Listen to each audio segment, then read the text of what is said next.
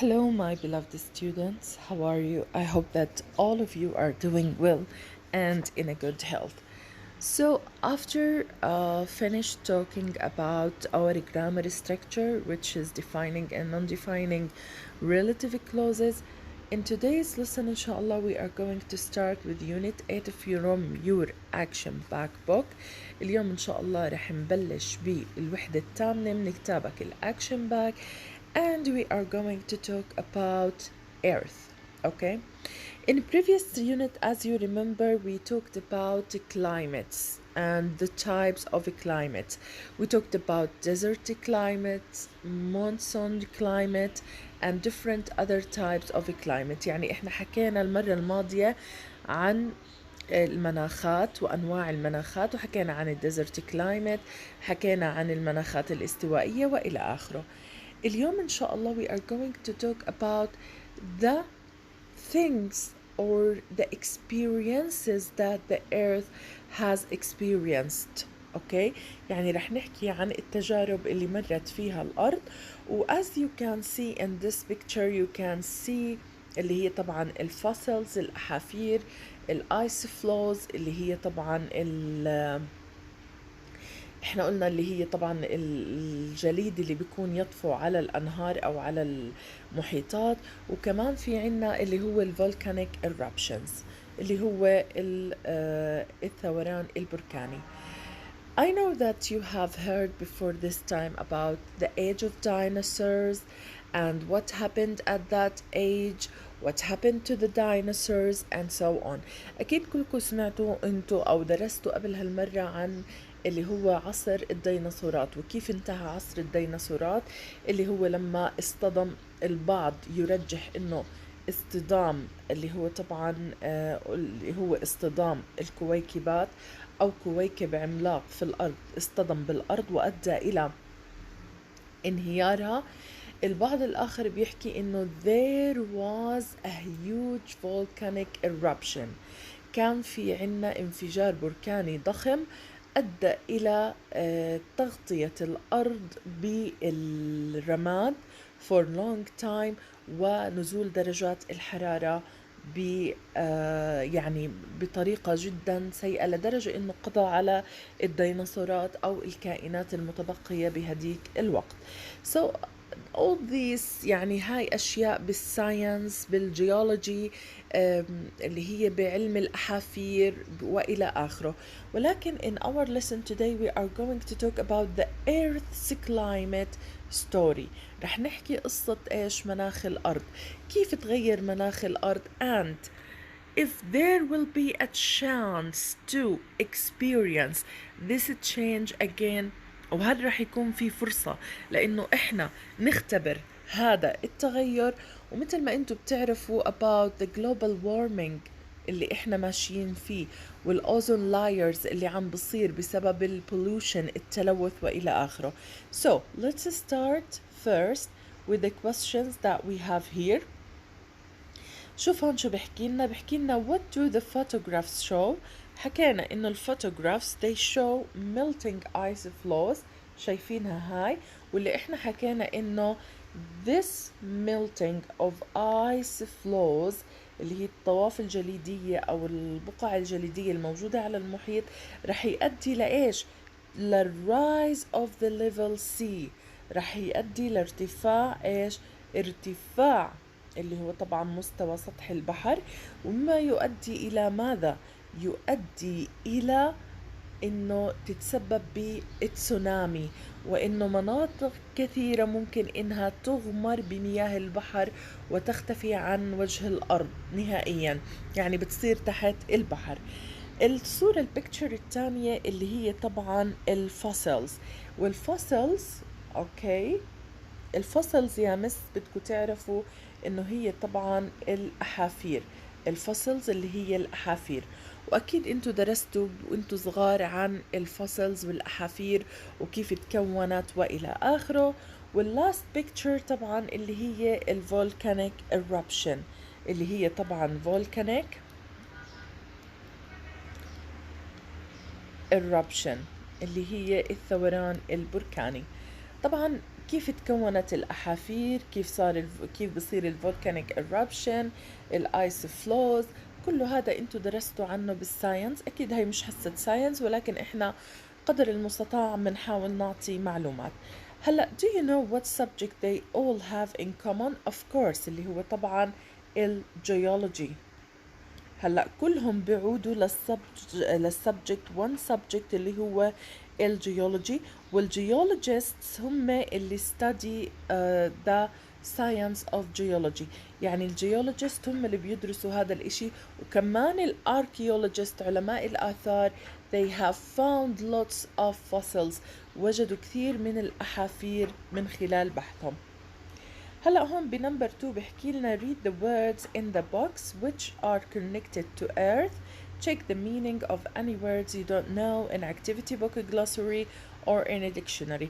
طبعا احنا قبل ما هون طالب منا انه احكي ايش الوردز اللي connected to earth، اللي هي متصلة او بتعود على اشياء موجودة في الارض او بالارض لإلنا، ولكن اللي طالبوا منا انه احنا بالأول نعرف المعاني.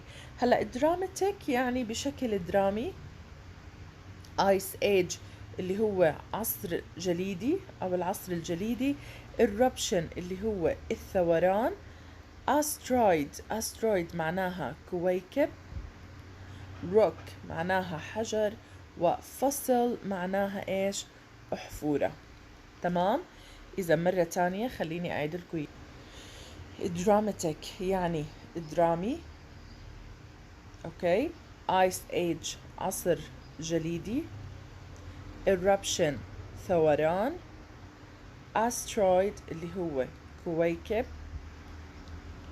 وعندنا روك حجر، فصل اللي هي أحفورة.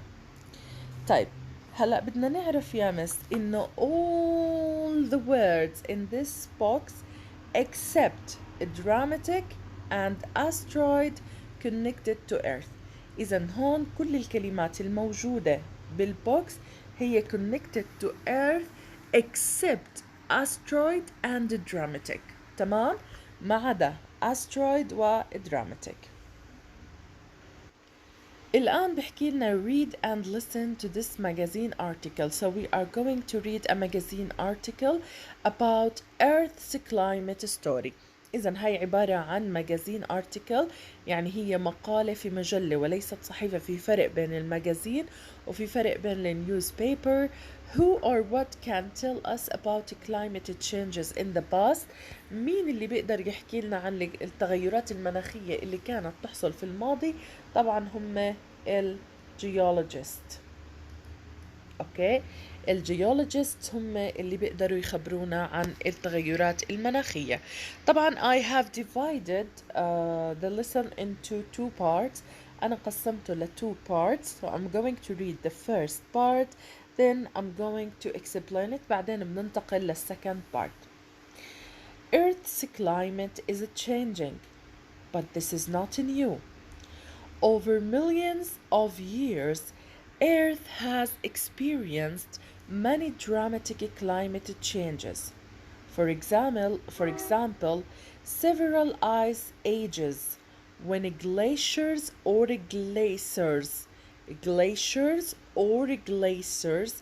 covered much of Earth's surface have taken place. In the past, Earth's climate was affected by sudden disasters such as huge volcanic eruptions and clashes with asteroids.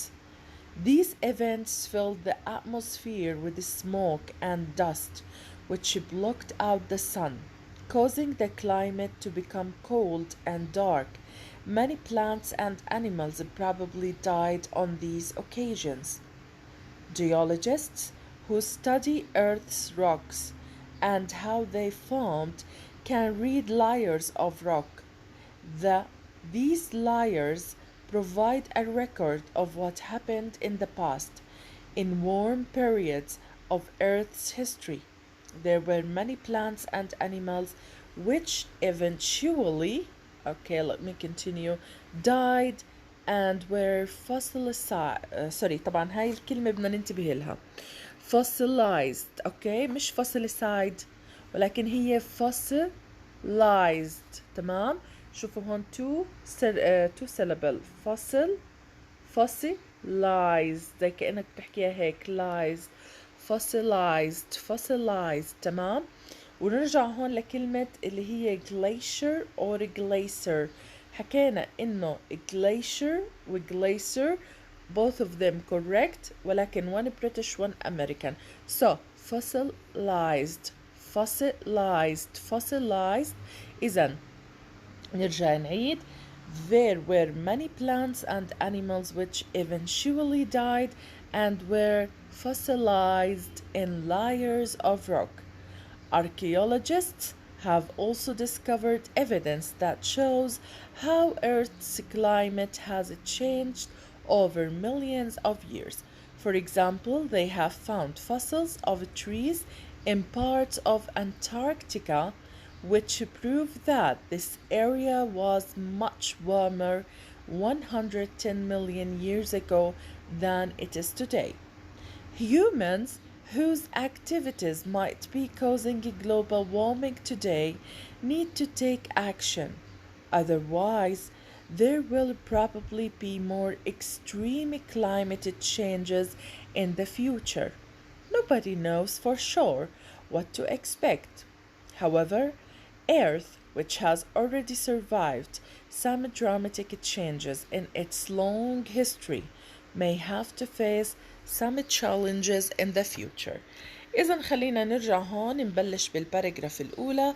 بحكي لنا هون إنه الإيرث كلايمت اللي هو طبعا إيش؟ مناخ الأرض. ماله مناخ الأرض؟ المناخ على الأرض is it changing. وشوفوا هون استخدم لنا البريزنت continuous وحكى لنا is it changing. كيف يعني؟ إن إحنا المناخ إذا بتلاحظوا إنه في تغير مستمر because of the global warming, because of the pollution, because of the greenhouse gases and so on. وهذا الإشي يمكن أنتوا أخذتوه بتاسع أكتر بكتابكم الإنجليش وورد اللي درسنا فيه عن the age of automobile وتأثير البولوشن والجرين gas houses وإلى آخره. So the Earth's climate is it changing. شوف حكى لنا is it changing يعني every day ما زال في، ما حكى لك it changed in the past، ولكن هم بحكي لك إنه هو في تغير مستمر. But this is not new. If you want to know if this is a new or this is only it's something that is happening now in our time or these days, you are wrong. Okay, إذا أنت مخطئ. But in the past there was also changing in a climate. كان برضو في تغير في المناخ. فشوف شو بحكي لنا هون over millions of years يعني على مدى ملايين من السنوات، مش منذ ملايين السنين، لا over millions of years يعني على مدى خليني أضبطها هون، على مدى ملايين السنوات، على مدى ملايين السنين كان شماله Earth has experienced.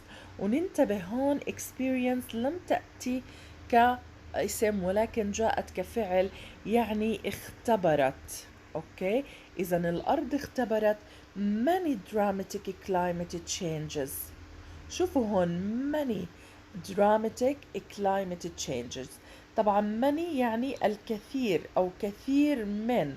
الدراماتيك اللي هو درامي قلنا، climate changes تغيرات المناخ. اوكي، تغيرات المناخ اللي مرت على الأرض. إذا كان على مدى ملايين السنين كان في عنا إيش ماله many dramatic climate changes، يعني تغيرات المناخ الدرامية. تمام، يعني كان في، ليش سموها dramatic changes؟ لأنه طبعا أدت إلى كوارث و disasters. كان في كوارث وكان في disasters. طيب هون بحكي لنا إنه for example several ice ages. شو يعني several ice ages؟ وننتبه several يعني العديد من تمام. العديد من ice ages اللي هي العصور الجليدية. إذا مر على الأرض العديد من العصور الجليدية. when glaciers or glaciers both of them correct، ولكن one American one British. طبعا الجليشرز يامس اللي هي الأنهار الجليدية. الأنهار الجليدية. إذن الأرض has already experienced many dramatic climate changes. وأعطانا example، هلأ بده يوضح لنا وجهة نظره اللي عم بحكيها ويوثق لك بالوثائق إيش هذا الإشي. فبنحكي إنه for example several ice ages يعني مر على الأرض العديد من العصور الجليدية when glaciers covered most of the earth. يعني لما الأنهار الجليدية غطت much of the earth's surface. much of the earth's surface يعني الكثير من سطح الأرض. إذن هاي الأنهار الجليدية اتأدى طبعا هاي من الديزاسترز أو من الأشياء اللي بتبين لك إنه المناخ كان بيتغير، اللي هو كان لما مر على الأرض several ice ages when glaciers covered much of Earth's surface اللي هو have taken place. يعني هذا الإشي كان موجود وكان له مكانة في الماضي. In the past, Earth's climate was affected by sudden disasters. هلا لو بدك ترجع للباست الجيولوجيست شو بيحكوا لنا؟ انه بالباست الارث's climate was affected by this sudden disaster. شو يعني affected by؟ يعني تأثر بإيش؟ sudden معناها مفاجئ. sudden معناها مفاجئ. إيش هو المفاجئ؟ disasters يعني كوارث مفاجئة. إيش هي الكوارث المفاجئة اللي بالماضي تأثر فيها مناخ الأرض؟ هون حكالنا in the past Earth's climate was affected by sudden disasters such as huge volcanic eruptions. ثورانات بركانية ضخمة. ثورانات بركانية ضخمة.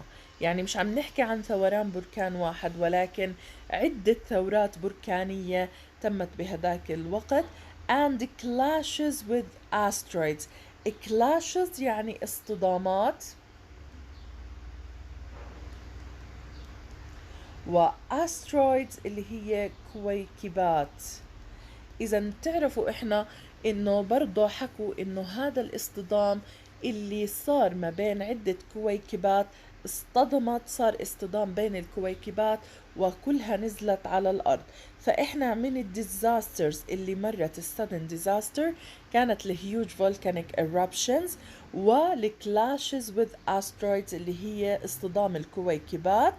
These events filled the atmosphere with smoke and dust.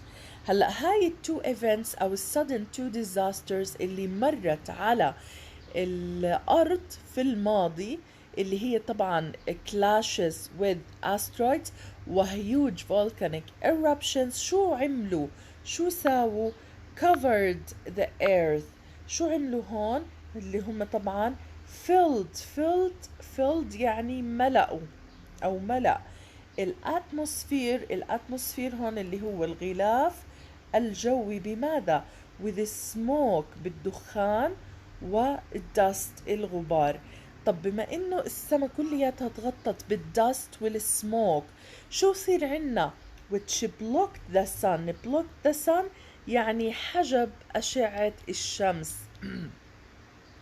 تم حجب أشعة الشمس because of what? because smoke and dust that caused of the clashes with asteroids with huge volcanic eruption causing the climate to become cold. إذا لما بدها تنحجب الشمس when the sun is blocked شو رح يصير؟ رح يصير عندي الكلايمت المناخ cold يعني بارد and dark يعني مظلم. ما الشمس خلص اختفت. many plants and animals probably died. على الأرجح probably يعني على الأرجح إنه العديد من البلانتس اللي هي النباتات والانيمالز الحيوانات at that time died on these occasions بهاي الأحداث. on these occasions هون المناسبات، ولكن هون تيجي بمعنى events أو أحداث. إذا إحنا هيك بنكون خلصنا باراجراف نمبر 1. وباراجراف نمبر 1 هو بيحكي لنا عن الديزاسترز اللي اختبرتها الأرض في الماضي، وعندنا كان في 2 disasters اللي هي طبعا clashes with asteroids، وعندنا كمان اللي هي huge volcanic eruptions. Geologists who study Earth's rocks and how they formed can read layers of rock. شوفوا هون الجيولوجيست اللي هم الجيولوجيين اللي هم مختصين بدراسة علوم الأرض. الجيولوجيين هدول شو بيعملوا؟ who study Earth's rocks اللي هم بيدرسوا ايش؟ حجارة الأرض أو الأرض بشكل عام. and how they formed وكيف تكونوا. تمام؟ كيف تكونت هاي الحجارة. شو حكى لنا؟ can read يعني بيستطيعوا انهم يقرأوا. شو يقرأوا؟ layers of rock.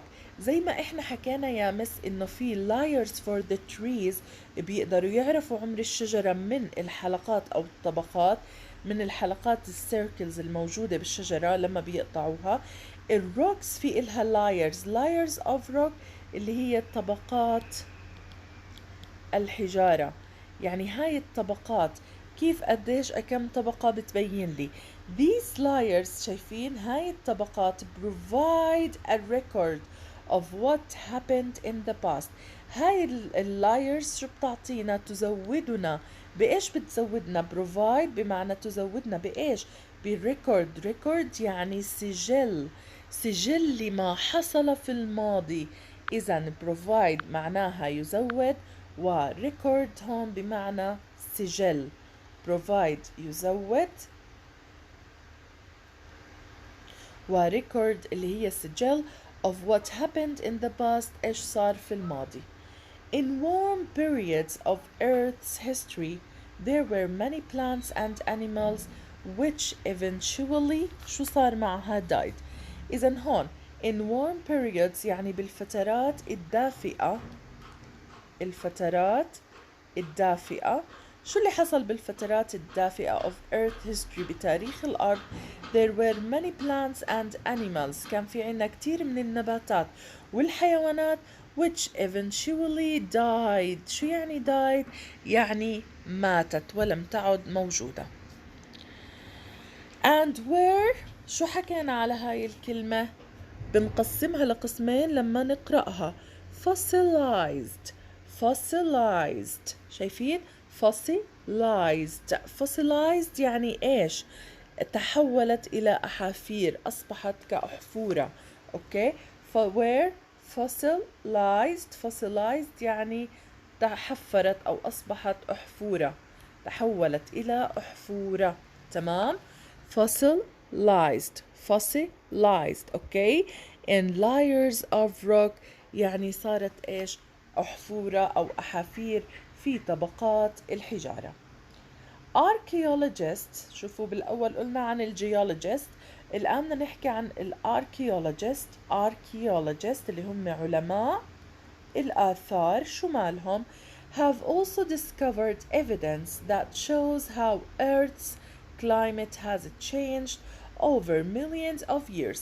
حتى علماء الآثار have also discovered يعني اكتشفوا.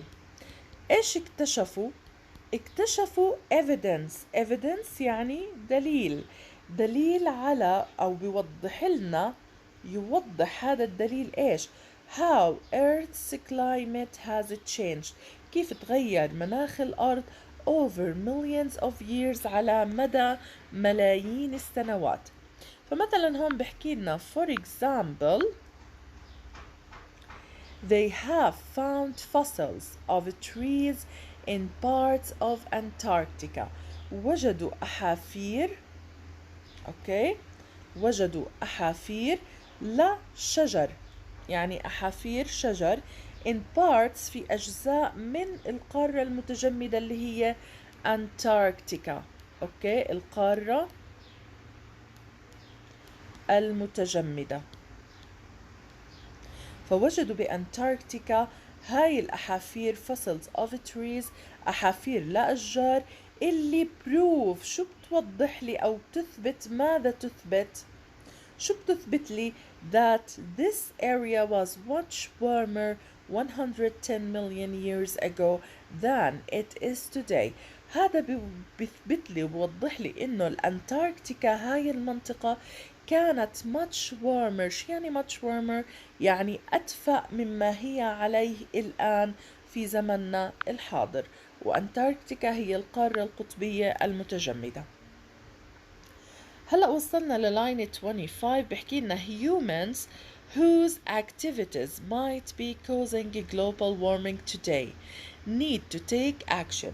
شوف حكى لنا humans يعني البشر، whose activities اللي نشاطاتهم اليوم might be causing، من المرجح انه هي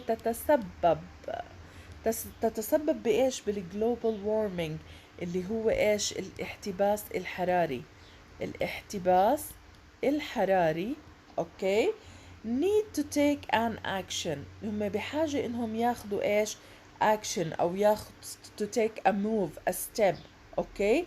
otherwise، إذا ما هذا الإشي otherwise there will probably